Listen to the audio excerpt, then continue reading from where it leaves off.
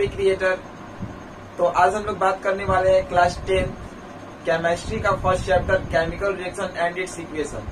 तो इसकी जर्नी शुरू हो चुकी थी, तो आज हम लोग का नेक्स्ट टॉपिक, तो ध्यान से देखेंगे। आज का टॉपिक है characteristics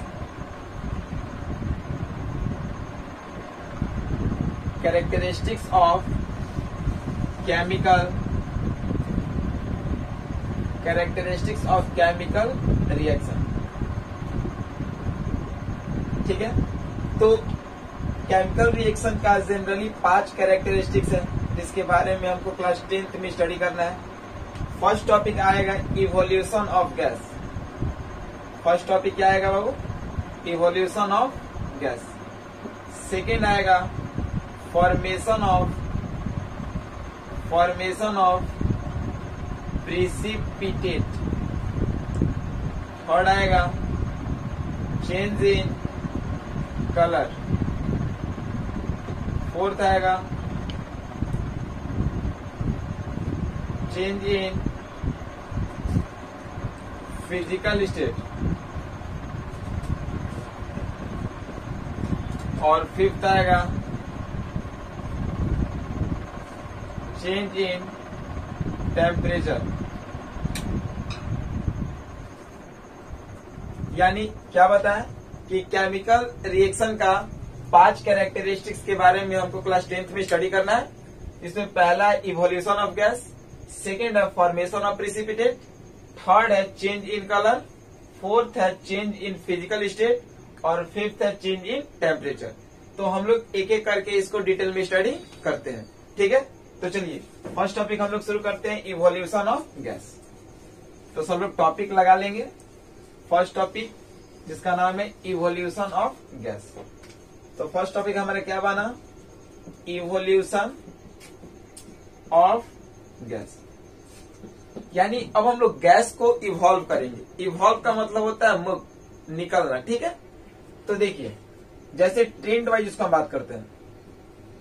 trend 1, when such a metal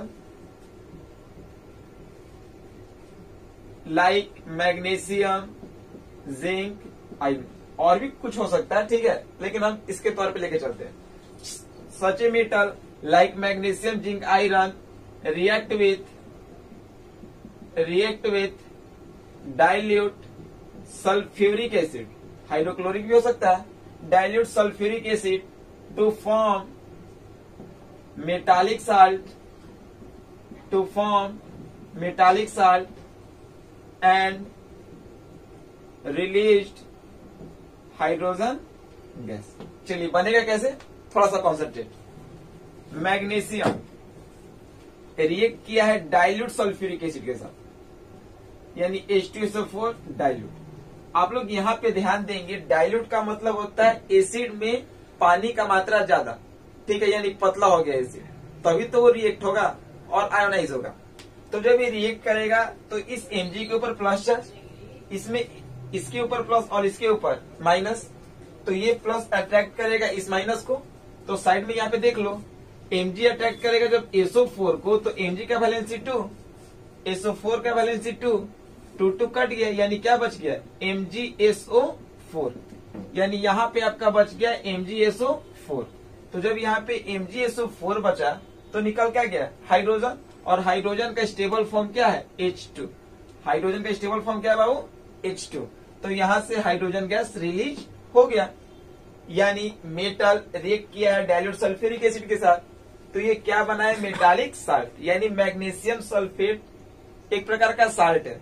salt पहचानने का तरीका, जिसके लास्ट में आइड हो या 8 हो वो साल्ट होता है, तो इसके लास्ट में 8 है, मैग्नीशियम सल्फेट। ठीक है, तो ये साल्ट हो गया और हाइड्रोजन गैस निकल गया। सेकंड लेते हैं इसी का एग्जांपल। सेकंड है जिंक, यानी जिंक रिएक्ट करेगा अगर डाइल्यूट सल्फ्यूरिक एसिड के साथ, तो सेम कहानी वही होगा। Zn रिएक्ट करेगा SO4 को, दोनों का वैलेंसी 2, तो ये ZnSO4 plus H2 gas release होगा। बहुत सारा इसमें हो सकता है, आप आयरन का लीजिए, सोडियम का लीजिए, अल्युमिनियम का लीजिए, और डाइल्यूट एसिड में सल्फ्यूरिक या फिर आप हाइड्रोक्लोरिक ले सकते हैं। HNO3 नहीं लेंगे। क्यों?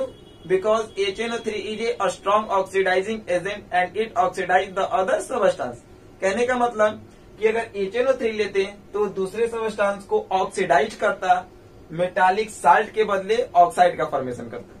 ठीक है, तो H2SO4 या फिर HC ले सकते थे। एक और एग्जांपल के तौर पे देख लेते हैं Fe।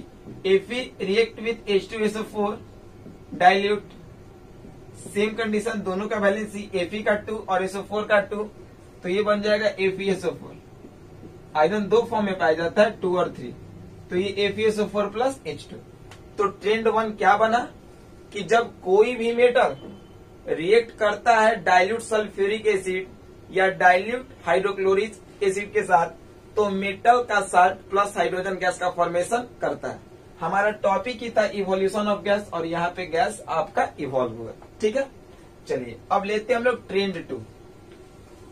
इसी का हम लोग बात करेंगे, यानी इतना तो क्लियर है कि आपको केमिकल। तो अब हम लोग ट्रेंड 2 के बारे में बात करेंगे, यानी इसी का सेकेंड टाइप एग्जाम्पल लेते हैं।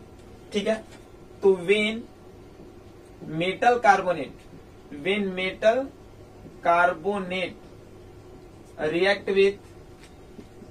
रिएक्ट विथ डाइल्यूट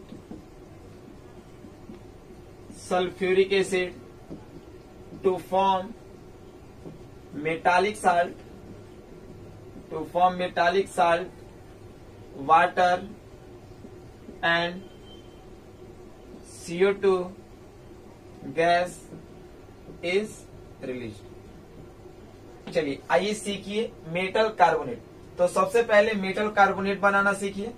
कोई भी मेटल लीजिए, सोडियम लिए, कार्बोनेट CO3 होता है, वैलेंसी सोडियम का 1, कार्बोनेट का 2, क्रॉस मल्टीप्लाई, बन गया Na2CO3 सोडियम कार्बोनेट। मैग्नीशियम लिए कोई भी मेटल, कार्बोनेट CO3, इसका वैलेंसी 2, इसका भी 2, सेम वैलेंसी कट गया, बन गया MgCO3। ठीक है, तो ये आपका क्या बना बाबू? मेटल का कार्बोनेट। तो कोई भी लेना है तो मेटल कार्बोनेट लेना है, तो हम लिए Na2CO3 सोडियम कार्बोनेट, रिएक्ट किए हैं सल्फ्यूरिक एसिड डाइल्यूट के साथ। तो देन प्रोसीड रिएक्शन, जैसे ही रिएक्शन प्रोसीड करेगा तो देन सोडियम के ऊपर प्लस, कार्बोनेट के ऊपर माइनस, हाइड्रोजन के ऊपर प्लस, सल्फेट के ऊपर माइनस। तो ये सोडियम रिएक्ट करेगा इस सल्फेट को, क्योंकि ये इसके साथ बहुत दिन तक रह चुका ना, तो अब अपना फ्रेंड को क्या करेगा? एक्सचेंज करेगा, आयन एक्सचेंज करेगा। तो सोडियम करेगा सल्फेट के साथ। तो यहाँ पे चेक कर लीजिए पहले ना, सोडियम सल्फेट, सोडियम का वैलेंसी 1, सल्फेट का 2, तो ये बन गया Na2SO4। तो यहाँ पे आपका हो गया Na2SO4, और ये हो गया H और CO3, क्योंकि एचिंग है, नंबर से हम लोग नहीं लेते हैं। तो H का वैलेंसी 1, CO3 का 2, तो ये बन गया H2CO3। तो जब आपके पास H2CO3 हुआ, तो इसको हम लोग H2CO3 को तोड़ के ऐसे भी लिख सकते हैं क्या? H2O प्लस CO2, दोनों न्यूट्रल कंपाउंड है। तो हमको यहाँ पे इवोल्यूशन ऑफ गैस करना था, तो गैस जब मिल गया तो इसको इवॉल्व कर देंगे। क्लियर है? आइए एक एग्जांपल और लेते हैं। अगर हम लेते हैं मैग्नीशियम कार्बोनेट MgCO3, Mg का भी 2, CO3 का भी 2, इसको रिएक्ट करते हैं H2SO4 डाइल्यूट के साथ, तो ये Mg अटैक करेगा SO4 को, तो दोनों का वैलेंसी 2, 2, तो ये हो जाएगा MgSO4, और H करेगा CO3 को, तो H2CO3। ठीक है, यानी ये हो गया MgSO4 प्लस, इसको न्यूट्रल तोड़ दीजिए, H2O प्लस CO2। तो ये भी एक ट्रेंड है। तो इसके थ्रू क्या निकल रहा है? इवोल्यूशन ऑफ गैस, यानी कार्बन डाइऑक्साइड गैस का। तो अभी हम लोग हाइड्रोजन गैस का फॉर्मेशन देखें, कार्बन डाइऑक्साइड गैस का फॉर्मेशन देखें। एक ट्रेंड और लेते हैं, यानी एक एग्जांपल हम लोग और लेते हैं, तो फिर ये टॉपिक हमारा खत्म होगा। ठीक है, अगला एग्जांपल इंपॉर्टेंट है, देखेंगे। When a mixture of potassium chlorate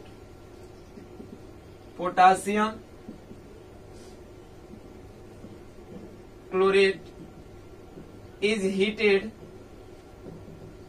in the presence of manganese dioxide to form potassium chloride and oxygen gas is released. ये इंपॉर्टेंट मैंने इसलिए इसको बोल रखा क्योंकि यही वो रिएक्शन है जिसके सहायता से हम लोग लैब में ऑक्सीजन गैस का प्रिपरेशन करते हैं। तो आपके पास है पोटासियम क्लोरेट KClO3, पोटासियम का के क्लोरेट का ClO3, दोनों का वैलेंसी 1, तो ये बन गया पोटासियम क्लोरेट। इसको हम लोग हीट करेंगे, कैटलिस्ट में MnO2 है जो इसके रेट के रिएक्शन को चेंज करेगा और इसको जल्दी प्रोसीड करेगा, ठीक है। तो जब ये होगा तो इसको तोड़ेगा, तो जैसे ही टूटता है तो एक इम्पोर्टेंट बात बताते हैं कि जहां पे O3 रहता है तो वो स्टेबल O2 बनाता है, ठीक है। अब ये टूट गया और ये क्या बच गया KCl, तो न्यूट्रल कंपाउंड KCl बनेगा, लेकिन ये बैलेंस नहीं है, तो इसको बैलेंस कीजिए। तो रिलेशन याद रखिएगा 23-32, जहां पे 3 है वहां पे 2 लगाते हैं और जहां पे 2 यहाँ पे 3। बहुत सिंपल ट्रिक है। तो यहाँ पे 3 है तो यहाँ पे 2 लगा दिए, ठीक है। तो K भी 2 Cl भी 2, तो यहाँ पे 2 लगा देंगे, K भी 2 Cl भी 2। ऑक्सीजन 3 2 जा 6, यहाँ पे 2 है तो 3। Equation will be completely balanced, ठीक है। तो यहाँ पे ऑक्सीजन गैस निकला। आपको हम क्या बताएं कि ये ऑक्सीजन गैस जो है इतना इंपॉर्टेंट ये रिएक्शन है कि इसकी सहायता से, इस रिएक्शन की सहायता से हम लोग ऑक्सीजन गैस का प्रिपरेशन करते हैं, कहाँ पे, लेबोरेटरी में, ठीक है। तो अब हम लोग नेक्स्ट लेक्चर वीडियो में बात करेंगे नेक्स्ट टॉपिक, ठीक है। तो फिर आज के लिए इतना ही, मिलते हैं अगले लेक्चर वीडियो के साथ। Number 1